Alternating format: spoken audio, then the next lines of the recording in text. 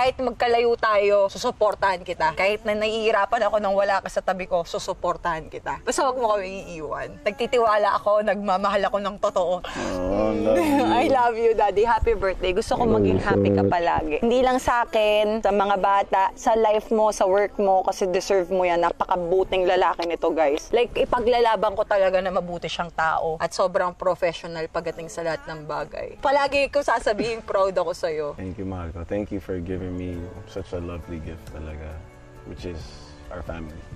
Aww. Ngayon ko lang talaga tuloy na naramdaman na nagmamahal sa akin as in unconditional.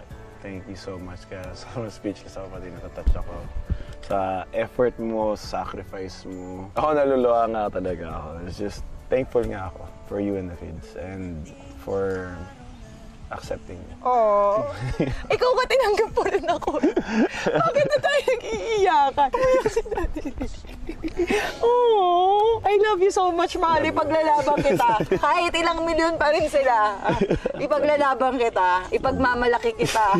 At habang buhay kita, mamalaki. Umiyak ko talaga si Daddy. Basta bitaw niya yung luha. Kasi sa akin, teka, vlog ko to. Surprise ko to.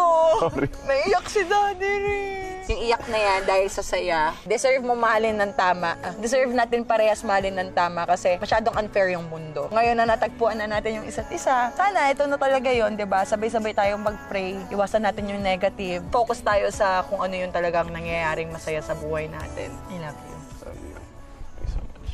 Thank you. Happy birthday, mahal ko. Cheers to more life with you, mahal ko.